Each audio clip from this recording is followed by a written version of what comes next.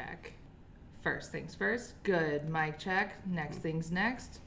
Us TV screen. Hello. We are on time. Yeah, I know, right? Woo. Hello. Welcome. This is, what is this program? What have I named this thing? This is a book buffet. Book buffet. So we are reading The Hound of the Baskervilles by Sir Arthur Conan Doyle. Once again, worst cover ever. My name is Courtney. I am one of the teen librarians at the Addison Public Library, which is where we are, and you are. And I am Matt. I'm the business librarian here. Also at the same library. Conveniently placed. That's why we're both here. Indeed. Grand times had by all. So if you are new to our Twitch channel or watching this on YouTube and wondering what's that, so we are starting up a YouTube channel or Twitch channel. And we have been reading The Hound of the Baskervilles, and we're on to our next chapter, and we are on a particularly interesting cliffhanger that you are... I am so enthralled in this cliffhanger. Pressed. I am so ready for it. Pressed. So excited. I even have like my Sherlock Holmes book earrings. Yep. I thought I'd be on cue today. So we are planning on doing other streams as well. So you do some business streams. So like, and those are going to be coming up. Yep. So we'll have those fairly regularly within how we design regularly. And then I think once a month we're going to do like Let's Plays too. So like at the end of October we're going to do Let's Play something spooky. I have not fully decided what we're going to do yet, but I do have ideas that I will talk to you about later. Oh, okay. And another cliffhanger I can be excited about today. It is my hope that I can spookify you. Okay. You promised. We'll see. It's going to be grand. Anyway, so to catch you up on where we are in The Hound of the Baskervilles, there is Sir Charles Baskerville, was the old Baskerville. He tragically died. And it was very mysterious. It looked like he was running from something, and it almost looked like his heart gave out fearfully. We learn about this from Dr. Mortimer, who is his family doctor and the doctor of the area and whatnot. And they live out in the moors, which is an area that is beautiful by day and dangerous by night. And turns out that the Baskerville family seems to have a family curse of a hellhound of sorts that tends to hunt down whoever lives at Baskerville, well, any of the Baskerville family who lives at Baskerville Hall, which is like their estate. So any Baskervilles who moved away, they're fine. But if you are at Baskerville Hall, you're the problem. And this is all because long ago, the worst of that family did something absolutely horrendous to a woman, chasing her through the moors and killing her and all that great stuff. It was horrible. And frankly, got what he got. He got what he got. So this curse supposedly follows through. However, Sherlock Holmes is very much logic. So is this a supernatural curse, or is this something else nefarious? We do not know. But oddly enough, we are not concerned about Sir Charles, who has died. We are significantly more concerned about Sir Henry Baskerville, who is his relation, who has now inherited the title and has moved to Baskerville Hall. And there has already been death threats. He's been followed and very mysterious things happening thereupon. Sherlock Holmes is like, this is all fun, nice, but I'm way too busy to go and investigate this. I've got stuff going on in London, but I'm going to send you my number one guy, John Watson, and he is going to hang out with you, and he will report absolutely everything to me. And now, John, don't leave his side. So John, first thing he does is leaves his side. He goes for a walk. Yeah, that's like a theme in this. story too. It's just like when someone tells you to do something, you do the exact opposite. Yeah, or just like if your brain says don't chase the murderer into the moors, you think let's do that. Yeah. So about that, they find out that the butler of Baskerville Hall has a brother-in-law, his wife's brother, obviously. He is an escaped convict, a convicted murderer who has escaped prison and is hiding out in the moors and like around that area. And they have been signaling back and forth to know when it's safe to go and like drop food off to the convict so that he can live out there. They're like, hey, we're gonna get him to a different country. But yeah, we're doing that. So when they discover this, it's like midnight. They have already been told, don't go out in the moors at night because that's when the hellhound will get you. They have also been told, just don't go out into the moors. It's super dangerous and there's sink pits and you can sink and die. And also, there's an escaped murderer. And they took all of that information and went, well, I have a stick. I'm gonna go get him. So they run out to the moors. Well, fairly, John Watson does have a pistol, which when they see the convict and the convict runs away, he's like, I was not prepared to shoot a man. And I'm like, then why did you have a gun? What did you do? Just for show. Just for show. Yeah. Which, I mean, in his mindset, he's like, to protect ourselves or to threaten the guy, you know, and really you got to be in the right mindset for that sort of thing. So that's fair. Yeah. It is actually fair. Anywho, while they are chasing the convict over quite a distance, that man, though, could be a proper Olympian runner because he booked it. He'd give Usain Bolt a run for his money. Dude just ran and they lost him. So they kind of gave up like next to this massive like rocky, they call it a tour, which I'm not sure exactly what it is, but rocky thing. And it's like dead of night, moonlight, all that stuff. And like John Watson looks kind of like looking around and he sees on that rock the silhouette of a man standing there, also watching out at the convict. And basically he's there with Sir Henry, and he kind of just goes like, and the guy is gone. And it's just very spookifying. So it's like, who is this guy? Why was he watching us? Matt's very excited. Now the audience knows what I'm very excited about. So and because they've been followed, and there's been all these mysterious like letters and things, so it's like this has like this guy is related to it. So they've been following some clues. They found out that Sir Charles, the night that he died, he was supposed to meet a woman at his gate. Very mysterious. So they tracked down that woman, and they talked to her, and then but that didn't seem to kind of go anywhere. Although there was some mysterious little tidbitties there, but we'll see. And then they also talked to what was that man's name? He was a riot. Oh, like the one that was like suing everyone for everything. Oh, what was his name? Fantastic, dude. It was. So there was a man who was probably like, the pettiest man on the face of the earth. This guy had petty down to a science. He was like, so you know that park that everyone like goes and they like go and they picnic there and they take their breaks there and they have a grand time. I made it illegal for them to even go to that park. Like, and he's like, they're gonna burn me in effigy, and I'm so excited. And because the policemen are not gonna do anything about it, I'm not gonna tell them where their escaped convict is hanging out in the moors. And John Watson's like, wait, hold on, wait. You know. What escaped convict? Like, because he's like, 'cause I know about the escaped convict, and I promise not to tell the cops because we're trying to get him out of the country. Weird dual motives there. It's super strange. And so he's like, oh no, does he know about the convict brother-in-law where he is?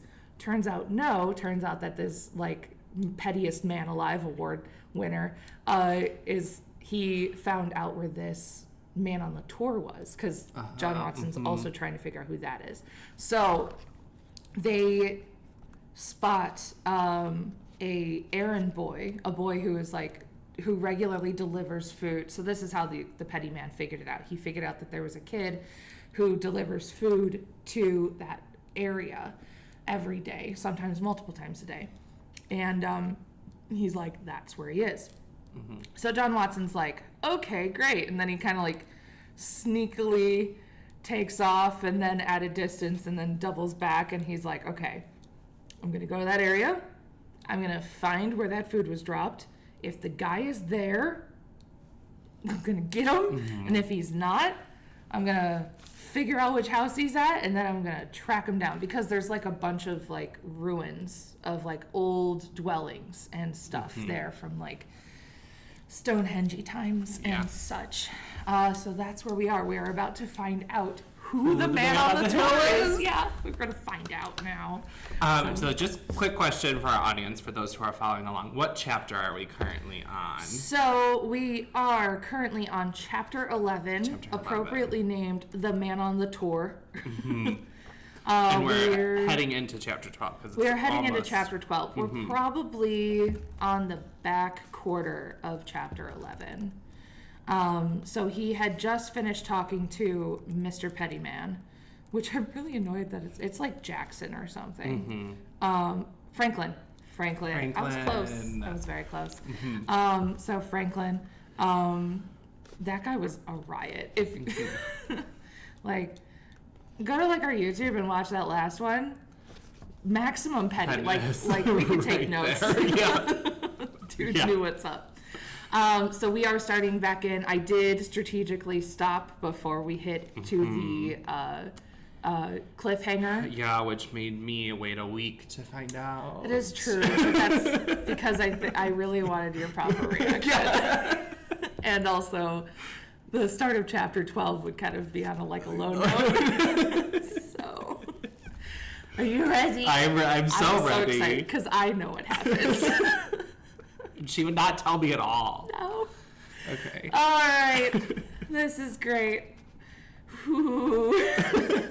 Well, and just a point of note that throughout all of this, John Watson is writing letters back to Sherlock Holmes in London, being hey, here's literally everything that has happened and everything that I think is important for you to know, and I'm going to put every single detail because I just know that you're going to pick it all out and just, it's going to be great. You put your trust in me, and here it all is. So he's very much this is my mission. I'm gonna find this guy, and it's gonna crack this thing wide open, and we're gonna go. And he's so into it. All right, we ready? Okay. Yes. Okay.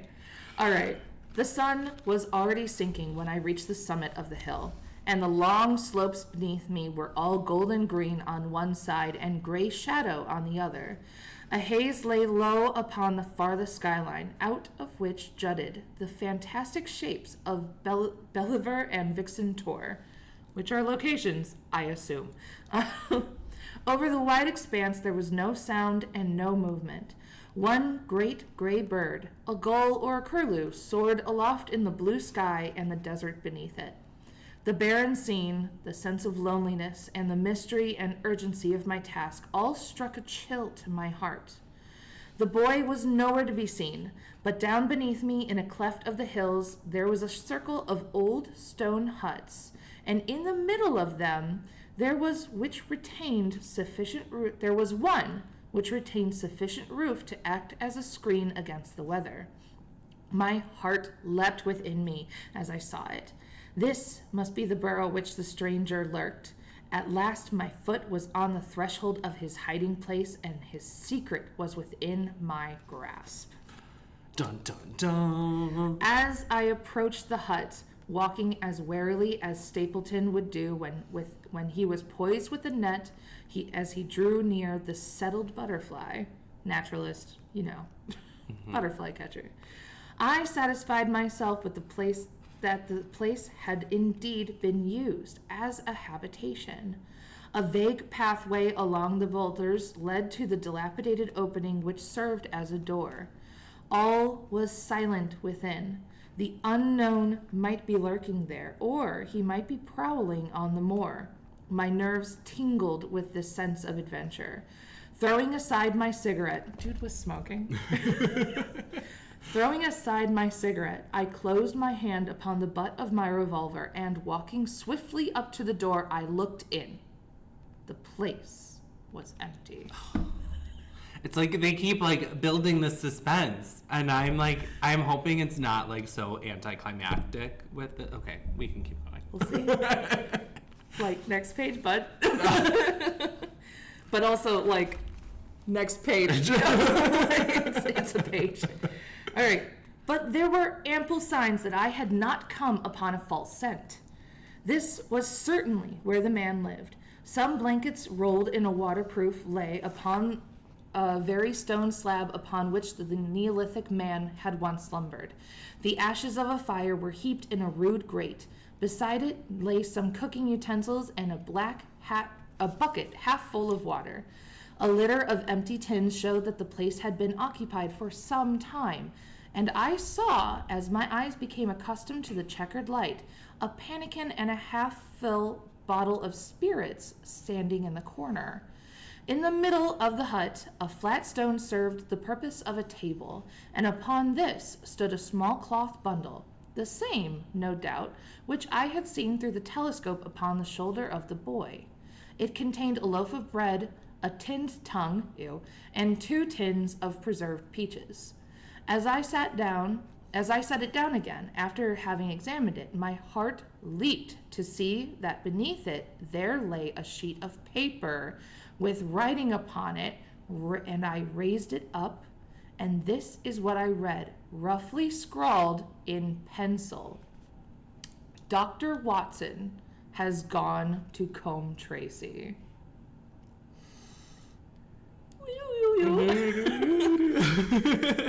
For a minute, I stood there with the paper in my hands, thinking out the meaning of this curt message. Mm-hmm. It was I, then, and not Sir Henry, who was being dogged by this secret man. He had not followed me himself, but he had sent an agent, the boy perhaps, upon my track, and this was his report. Possibly I had taken no step since I had been upon the moor, which had not been observed and reported. Always there was this feeling of an unseen force, a fine net drawn around us with infinite skill and delicacy, holding us so lightly that it could only be at some supreme moment that one realized that one was indeed entangled in its meshes. If there was one report, there might have been others. So I looked around the hut in search of them. There was no trace, however, of anything of the kind. Nor could I discover any sight which might have indicated the character or intention of the man who lived in this singular place, save that he must be of Spartan habits and cared little for the comforts of life. When I thought of the heavy rains and looked at the gaping roof, I understood how strong and immutable must be the purpose which had kept him in this inhospitable abode. Was he our malignant enemy, or was he, by chance, our guardian angel? I swore that I would not leave the hut until I knew. Outside, the sun was sinking low, and the west was blazing with scarlet and gold. Its reflection was shot back in ruddy patches by the distant pools which lay amid the great Grimpen mire. There were the 2 towers of Baskerville Hall, and there was a distant blur of smoke which marked the village of Grimpen. Between the 2, behind the hill, was the house of the Stapletons. All was sweet and mellow and peaceful in the golden glowing light, and yet, as I looked at them, my soul shared none of the nature of peace, which quivered at the vagueness and terror of that interview which in this very instant was bringing nearer. With tingling nerves, but a fixed resolve, I sat in the dark recess of the hut and waited with somber patience for the coming of its tenant. And then I, at last, heard him. Far away came the sharp clink of a boot striking upon the stone. Then another, and another, coming nearer and nearer. I shrank back into the darkest corner, cocked my pistol in my pocket, determined not to discover myself until I had the opportunity to see something of the stranger. There was a long pause, which showed that he had stopped. Then, once more, the footsteps approached, and a shadow fell upon the opening of the hut. "It is a lovely evening, my dear Watson," said a very well-known voice. "I really think that you will be more comfortable outside than in." I knew it. He's so mad. So anticlimactic.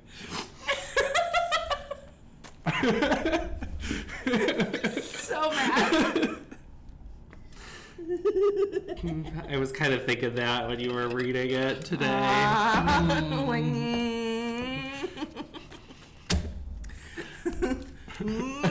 I know, right? Like, also, then why wouldn't you just say that you're there? Well, maybe he'll explain. And maybe we'll still think he's a jerk. I don't know.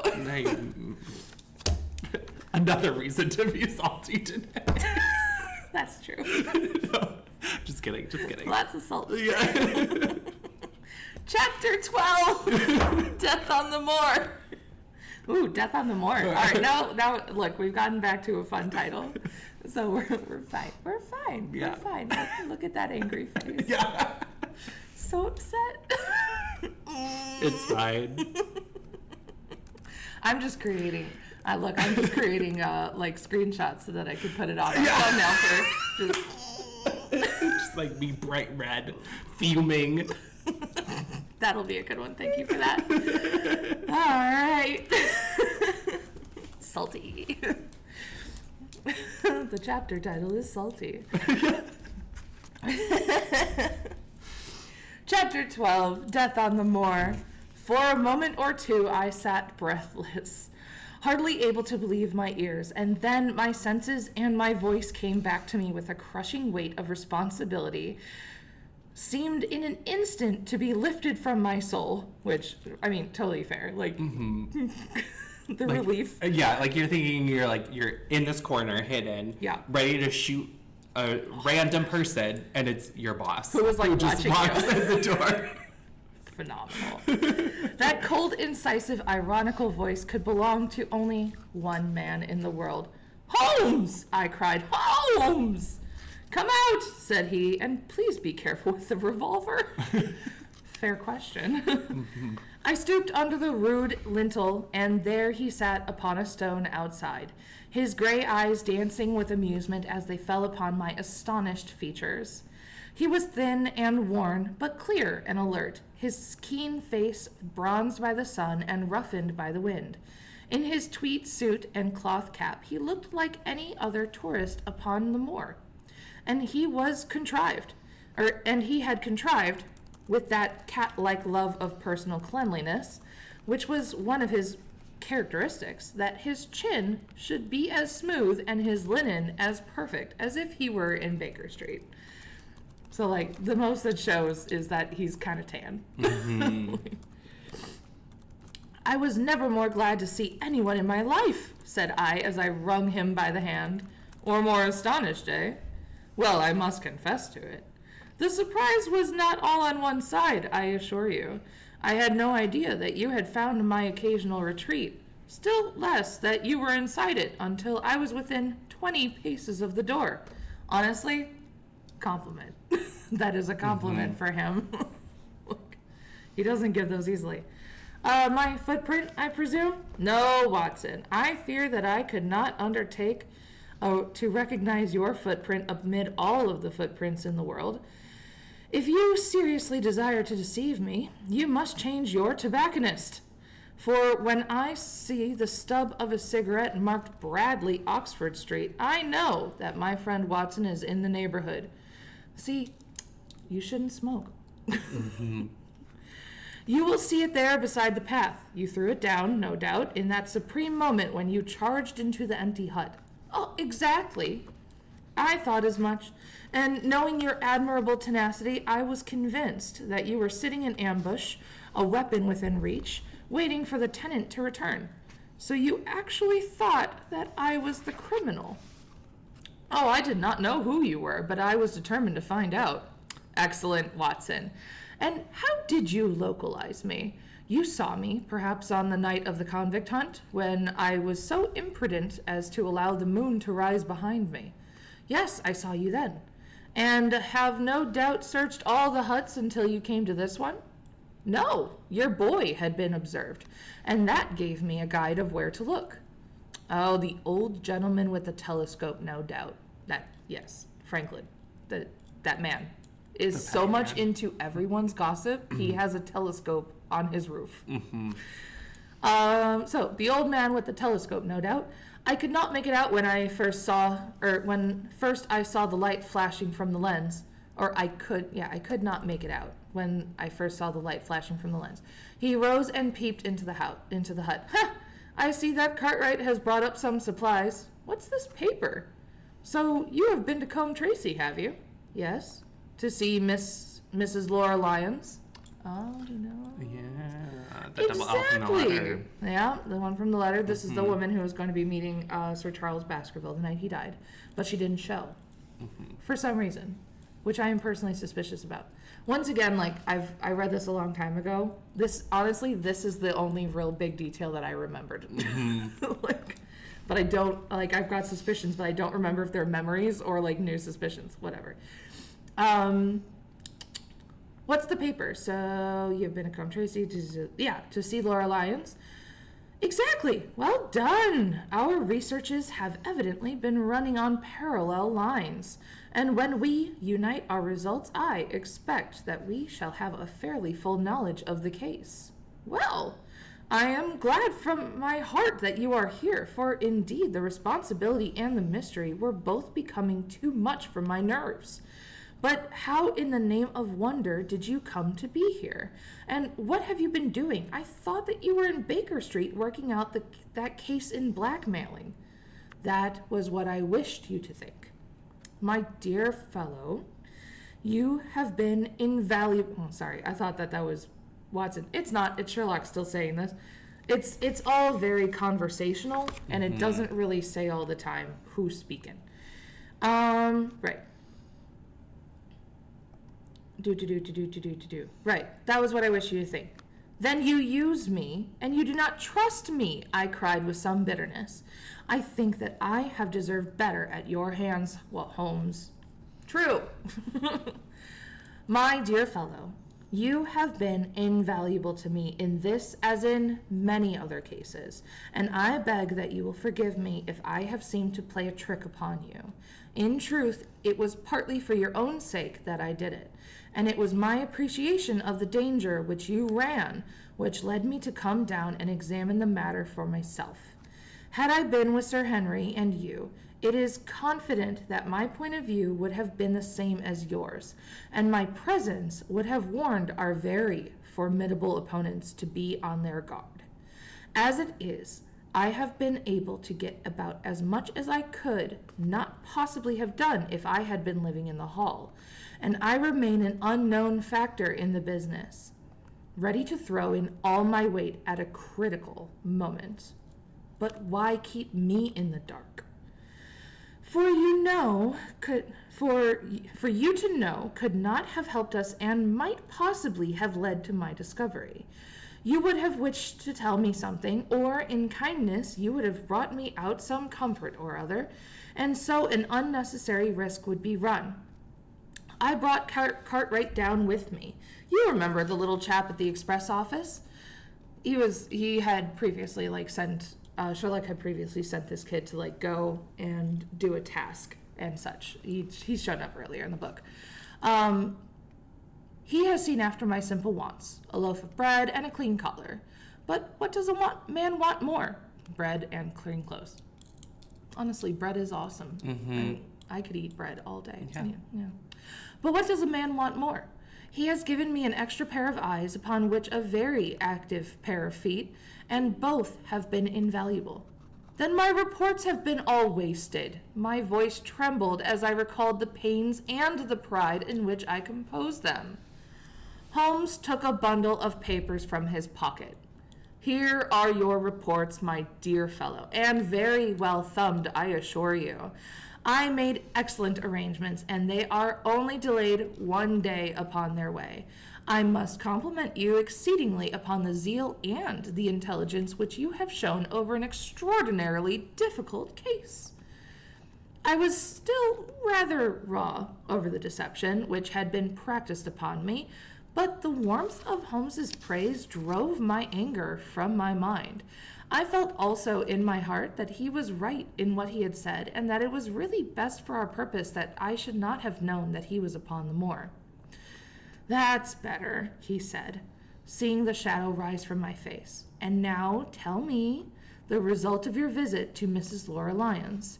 It was not difficult for me to guess that it was to see her that you have gone, for I am already aware that she was the one person in Combe Tracy who might be of service to us in the matter.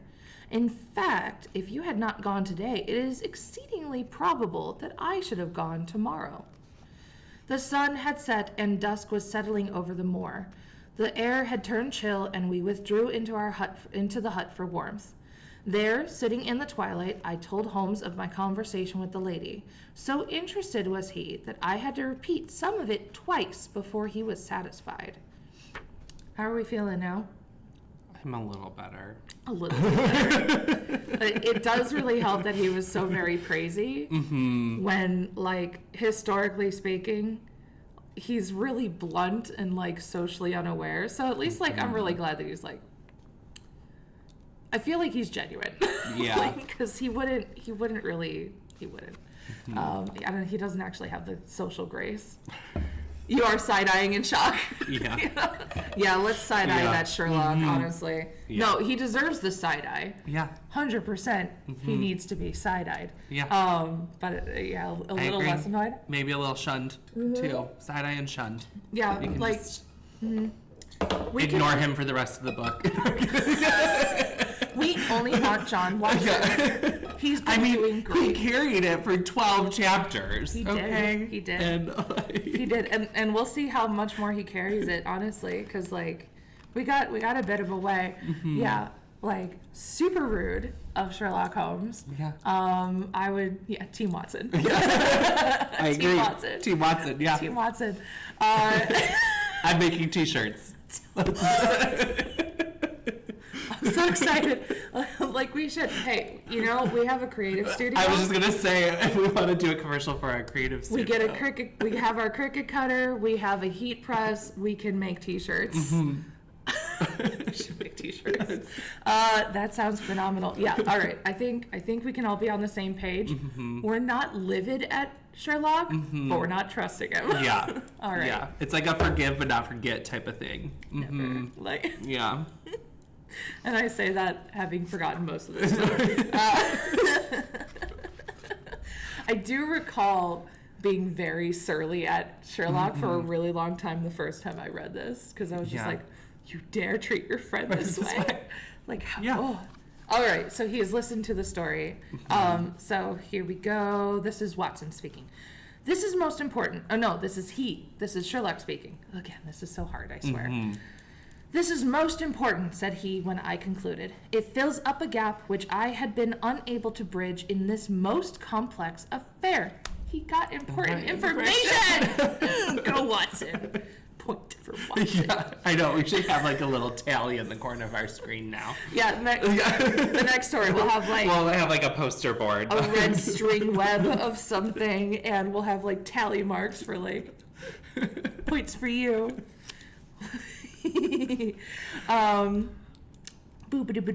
So it fills up a gap which I have been unable to bridge in this most complex affair.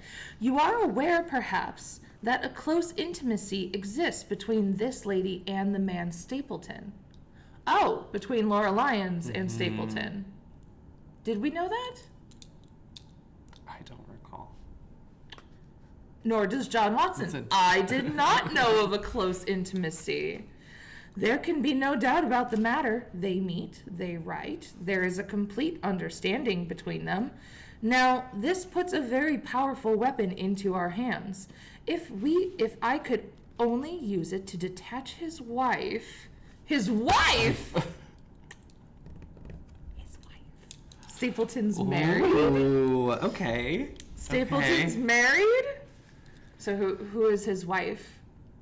Oh, now, is that the cliffhanger for next week? No. We still have a half hour. Now this is where my memory, where I was like, is this a theory or is this my memory? It is now coming together, and I am pleased that my memory and my theory connected up. So I think I do actually remember this. Okay. Who do you think his wife is? Ooh, it's a good question. It could be, so if the double L, I forget her name. Laura Lyons. Yeah. She's the, like, the mistress, the affair. Yeah, right? if she's the affair. So if she's the affair, could it be the what's the butler's sister, right? The butler has a wife. The butler has a wife, and then Stapleton has a sister. Stapleton has the sister. Ooh, I don't know. Okay. Maybe it's some other character that Someone will be that we've introduced. Maybe to. we shall see. Yeah. So his wife, I am giving you some information now in return for all that you have given me. The lady who has passed here as Miss Stapleton, so his sister, is really his wife. Okay. Okay. Now I have no idea what's going on in this story.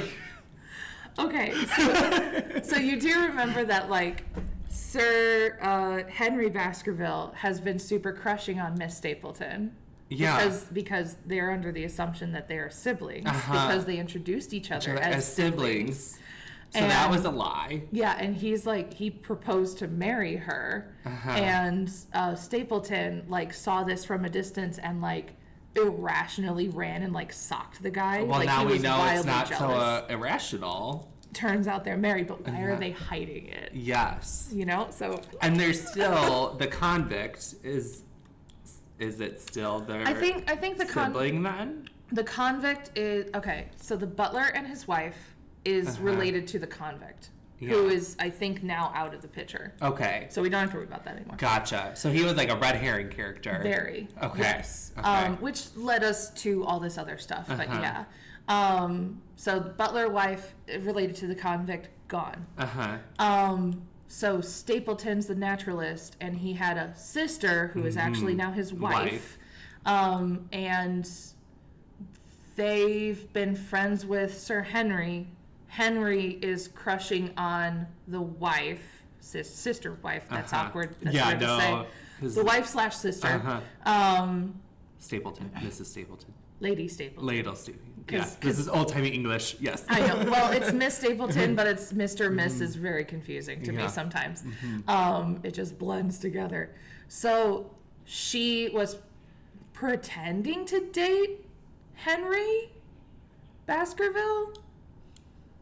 Why? You know, so, all right, so there's stuff Maybe we'll find out. Chapter 12 is like Maybe the we'll revealing chapter so clearly far. We have already gotten a lot of information.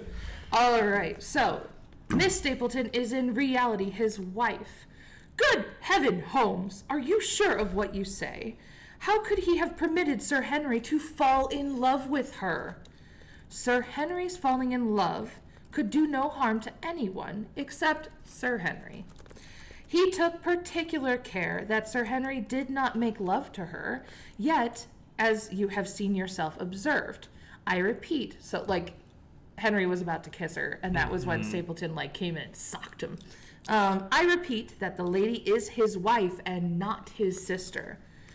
But why this elaborate deception? These are questions we all want to know. Because he foresaw, so many characters, I know.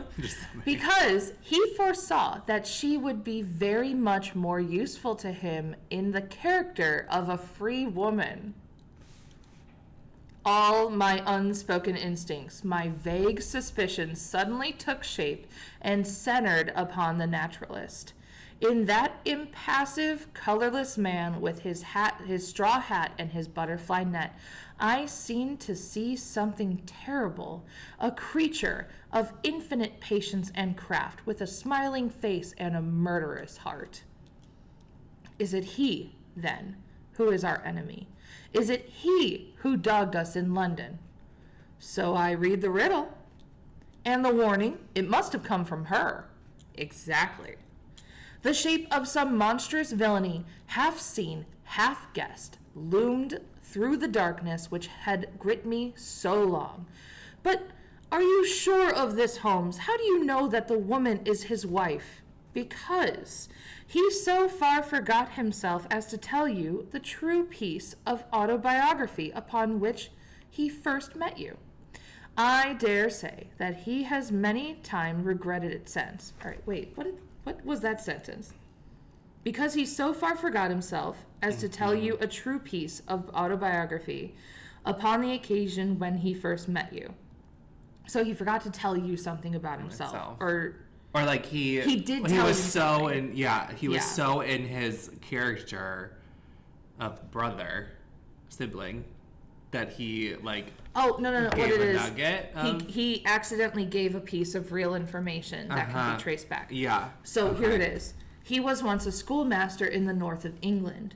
Now there is no one more easy to trace than a schoolmaster, because there's not a lot of them. Yeah. There are scholastic agencies by which one might identify any man who has been in the profession. A little investigation showed me that a school had come to grief under atrocious circumstances, and that the man who had owned it, the name was different, had disappeared with his wife. The descriptions agreed, and when I learned that the missing man was devoted to entomology, the identification was complete. So, just one little nugget of detail, and then it's you go. Wow, you can figure out The everything. darkness was rising, but much was still hidden by the shadows. If this woman is truly his wife, where does Mrs. Laura Lyons come in? I asked. That is one of the points upon which your own researches have shed a light. Your interview with the lady has cleared the situation very much. I did not know about a projected divorce between herself and her husband.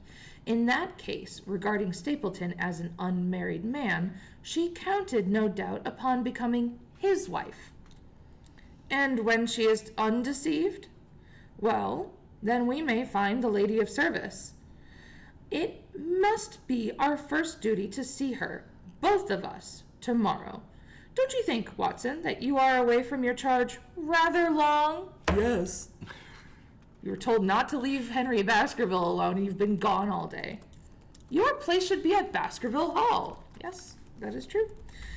Still Team Watson, though. But you do have a wonderful bad habit of just getting distracted. It's like, if Sherlock Holmes has, like, autism, then, like, John Watson's got ADHD, I swear. Just, whoop, what's over there? Which, you know, the neurodivergent power duo, I'm here for it. The last red streaks have faded away in the west, and night had settled upon the moor. A few faint stars were gleaming in a violet sky. One last question, Holmes, I said as I rose. Surely there is no need of secrecy between you and me. What is the meaning of it all? What is he after? Holmes's voice sank as he answered. It is murder, Watson. Refined, cold-blooded, deliberate murder. Do not ask me for particulars. My nets are closing upon him, even as his are upon Sir Henry, and with your help, he is almost at my mercy. There is but one danger which can threaten us. It is that he should strike before we are ready to do so. Another day, two at most, and I have my case complete. But until then, guard your charge most closely, as ever a fond mother watches her ailing child.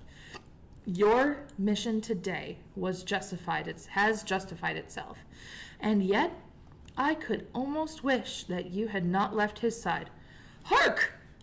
A terrible scream.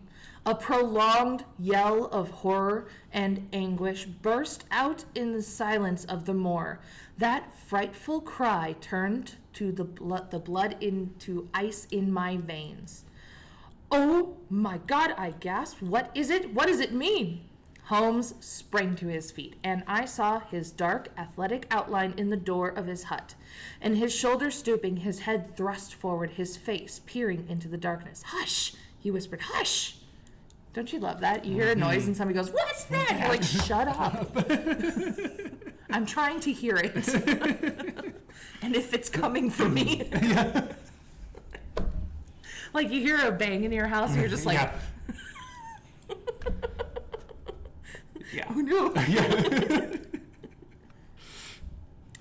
The cry had been loud on account of its vehement. How do you say that word? Oh, vehemence? Vehemence? I can tell you right now that my mom will correct me. I think it's vehemence. Vehemence? Let's look it up. Okay, that does it. Press the button. Let's make sure my volume's high enough so we can all hear it. Vehemence. Vehemence.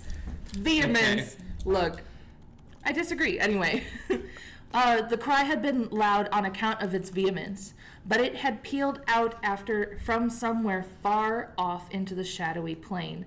Now it burst upon our ears, nearer, louder, more urgent than before. "Where is it?" Holmes whispered, and I knew from the thrill of his voice that he, the man of iron, was shaken to his soul. "Where is it, Watson?" "There, I think." I pointed into the darkness. "No, there." Again, the agonized cry swept through the silent night, louder and much nearer even ever. And a new sound mingled with it, a deep, muttering rumble, musical and yet menacing, rising and falling like the low, constant murmur of the sea. "The Hound!" cried Sherlock. "Come, Watson, come! Great heavens, if we are too late!"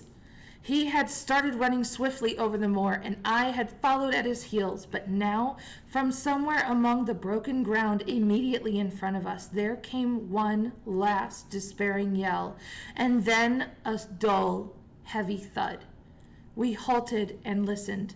Not another sound broke the heavy silence of the windless night.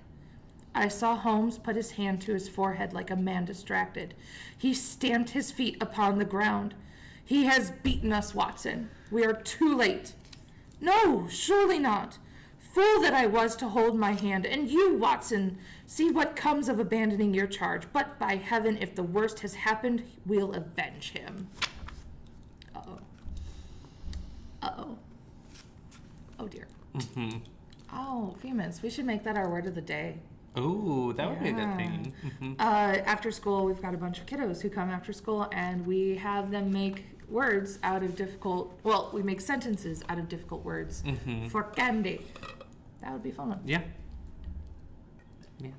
Okay. Yesterday's was savvy. It's very savvy of us to use the words in our book to figure out our our next word of the day. You know what's not savvy? John Watson leaving Sir Henry Baskerville alone. Mm-hmm. All right. A lot of see not where we are. savviness going on. Lots here. of not savviness. Okay, let's see if we can find out what happened. Blindly we ran through the gloom, blundering upon the boulders, against the boulders, forcing our way through the gorse bushes, panting up the hills, rushing down the slopes, heading always in the direction whence those dreadful sounds had come. At every rise, Holmes looked eagerly around him, but the shadows were thick upon the moor, and nothing moved upon its dreary face. "Can you see anything?" "Nothing." "But hark, what is that?" A low moan had fallen upon our ears. And there it was again upon our left. On that side, a ridge of rocks ended in the sheer cliff which overlooked a stone-strewn slope. On its jagged face was spread-eagled some dark, irregular object. As we ran toward it, the vague outline hardened into a definite shape.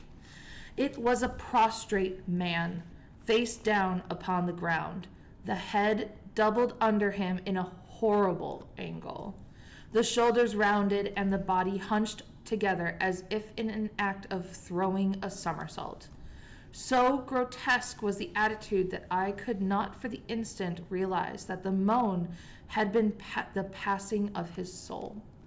Not a whisper, not a rustle, rose from the now dark figure over which we stooped. Holmes laid his hand upon him and held it up again with the exclamation of horror. The gleam of the match which he had struck shone upon the clotted fingers and upon the ghastly pool which had widened slowly from the crushed skull of the victim, and it shone upon something else which turned our hearts sick and faint within us, the body of Sir Henry Baskerville. The Hound got another victim. Sad. I know last week I said it was a beagle. I don't think it's a beagle It's not anymore. a beagle anymore. No. I was just thinking of the irony of it being a beagle or Yeah, something I don't like think it's that. a beagle. But no, it's not a beagle. Maybe a chihuahua, though. Maybe they're vicious. Ooh, there was no chance of either of us forgetting that particularly ruddy tweed suit.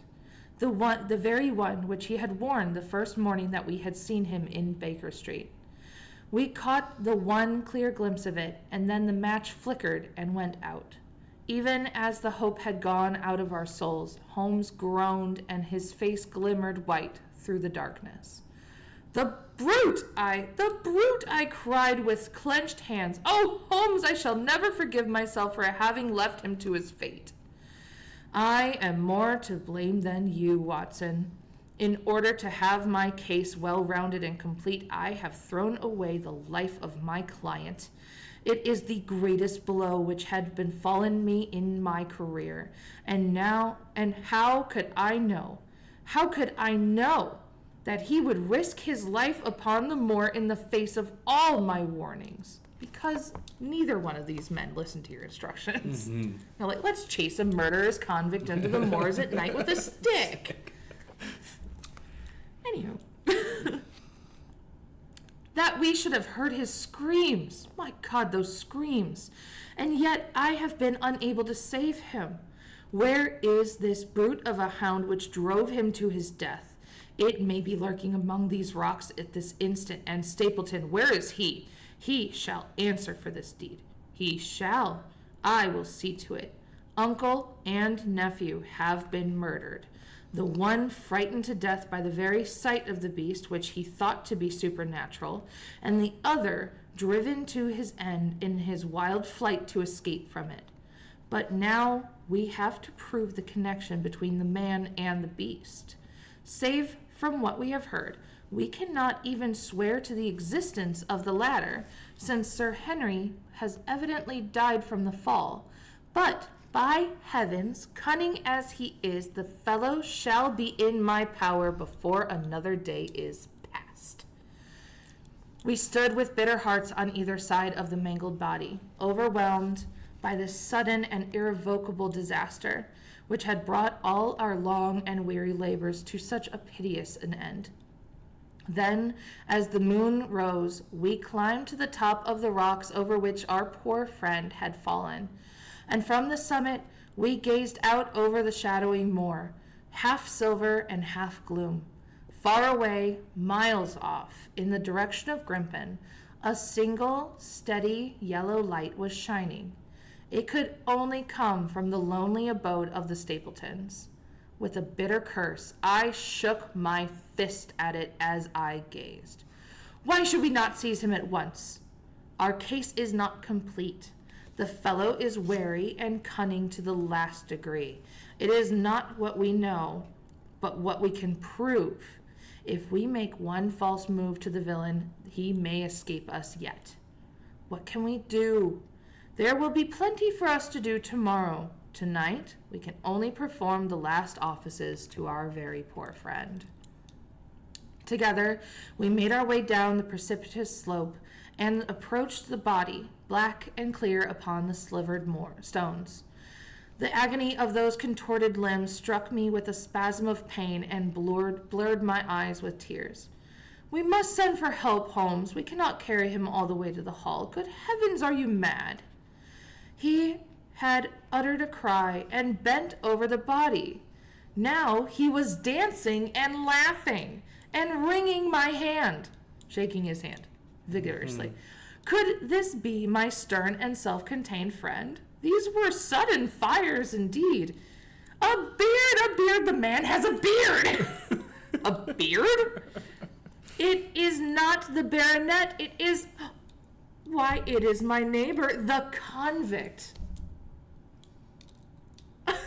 I forgot this part. I was right, he's out of the equation. No. Oh, dear. It's the convict. Gosh, chapter 12. This is a heavy chapter. Gosh, chapter 12. All right, so the shirts need to say Team Watson. Gosh, chapter 12. Like on the back. Whew, I love these shirts. Yeah. So it's the convict. Henry Baskerville's still alive. Yay! But also, that poor guy. But also, he was a murderer. I mean, he was just chilling in the morgue. He was. Which, like, you knew something was going to come and get you. Yeah, So that's true. it was just a matter of time. Which, sorry to this poor convict, but like. And I'm really sorry for like his sister because she like tried so hard to help him, and she's gonna be heartbroken. Yeah.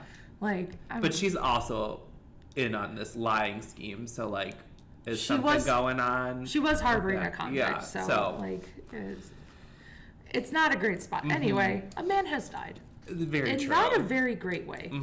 All right. With feverish haste, we turned the body over, and that dripping beard was pointed up to the cold, clear moon. There could be no doubt about the beetling forehead, the sunken animal eyes. It was indeed the same face which had glared upon me in the light of the candle over the rock, the face of Selden, the criminal. Then, in an instant, it was all clear to me. I remembered how the baronet had told me that he had handed his old wardrobe to Barrymore. Barrymore had passed it on in order to help Selden in his escape. Boots, shirt, cap, it was all Sir Henry's. The tragedy was still black enough, but this man had at least deserved the death by the laws of his country. I told Holmes how the matter stood, my heart bubbling over with thankfulness and joy. Then the clothes have been the poor devil's death, said he. It is clear enough that the hound had been laid on from some article of Sir Henry's. The boot which had been abstracted by the hotel. Oh, that's right, at the very beginning of all of this, Sir Henry had... Ooh, there's an interesting thought. I bet he'll say this. But at the very beginning, Sir Henry, like when they first met him in London, they're like, how are you? And he goes, someone stole my boot. and he's like, and it was a new boot. I just bought that boot. So Sherlock's like, I bet it'll come back. And it did, but then his old boot was stolen. And I don't think that one ever came back. So I wonder if the new boot didn't have enough smell to it. So they had to steal his other boot, his older boot. Because they like leave their boots outside their hotel door so that they would be clean. So somebody could just walk up and be like, take this, and like, tip off. Ooh, which means someone's like befriending the hound then, right? Somebody's in control of the hound. Yeah. Which means that the hound is a puppy. Yeah. A poor puppy that is not his fault. And not a beagle. There's no bad dogs, just bad owners. Yeah. Maybe still a chihuahua. Yeah.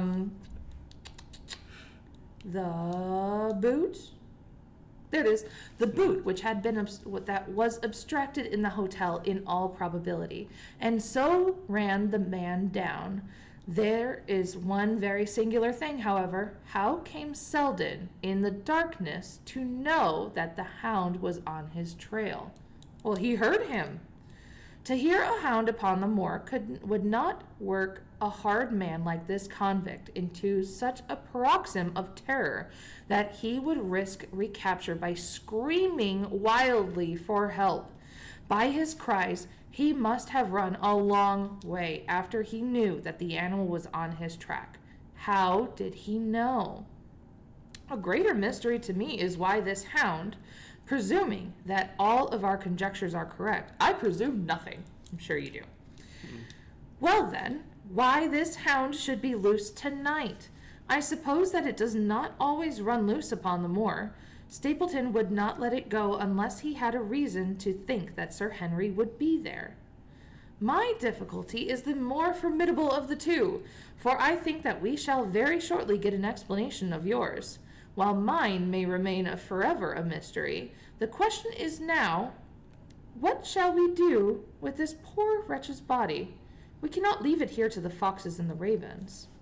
I suggest that we put it in one of the huts until we can communicate with the police. Exactly. I have no doubt that you and I could carry it so far. Hello, Watson. What's this? It's the man himself. By all that's wonderful and audacious, not a word to show your suspicions. Not a word, or my plans crumble to the ground. A figure was approaching us over the moor, and I saw the dull red glow of a cigar. The moon shone upon him, and I could distinguish the dapper shape and the jaunty walk of the naturalist. Stapleton. Mm-hmm. He stopped when he saw us, so he wasn't expecting it, and then came on again.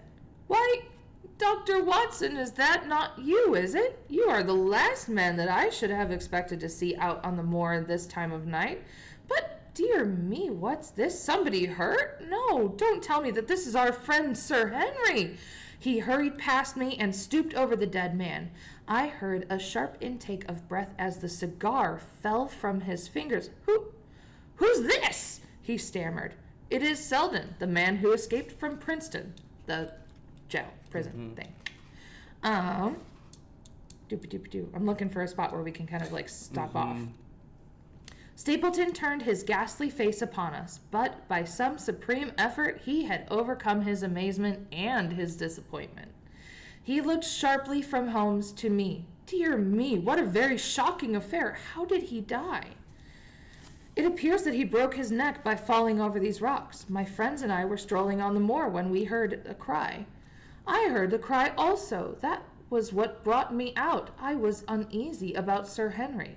Why about Sir Henry in particular? I could not help but ask. Because I had suggested that he should come over. When he did not come, I was surprised, and naturally I became alarmed for his safety when I heard the cries upon the moor. By the way, his face darting again from my face to Holmes. Did you hear anything else beside the cry? No, said Holmes. Did you? No. What do you mean then? Oh, you know the stories that the peasants tell about a phantom hound and on and on. It is said to be heard at night upon the moor. I was wondering if there was any evidence of such a sound tonight. Anything that I have heard, said I. And what is your theory of this poor fellow's death? I have no doubt that my anxiety and exposure have driven him off his head. He has rushed about the moor in a crazy state and eventually fallen over here and broken his neck. Well, that seems a most reasonable theory, says Stapleton. He gave a sigh, which I took to indicate relief. What do you think about it, Mr. Sherlock Holmes? My friend bowed to his compliments. You are quick at identification, said he. We have been expecting you in these parts since Dr. Watson came down. You are in time to see a tragedy. Yes, indeed. I have no doubt that my friend's explanation will cover the facts. I will take an unpleasant remembrance back to London with me tomorrow. Oh, you return tomorrow. That is my intention. I hope your visit has cast some light upon those occurrences which has puzzled us. Holmes shrugged his shoulders. Very vague, this man. One cannot always have the success for which one hopes. An investigator must needs find facts and not legends or rumors. It has been an unsatisfactory case. My friend spoke in the frankest and most unconcerned manner. Stapleton still looked hard at him, and then he turned to me. All right, we're almost up to chapter 13. Yeah. I would suggest carrying this poor fellow to my house, but it would give my sister such a fright that I do not feel justified in doing it. I think that if we put something over his face, he will be safe until morning. And so it was arranged. Resisting Stapleton's offer of hospitality, Holmes and I set off back to Baskerville Hall, leaving the naturalist to return alone. Looking back, we saw the figure moving slowly away over the broad moor, and behind him that one black smudge on the slivered slope which showed where the man was lying and who had come to so horribly an end. And that is the end of chapter 12. Boy howdy, chapter 12.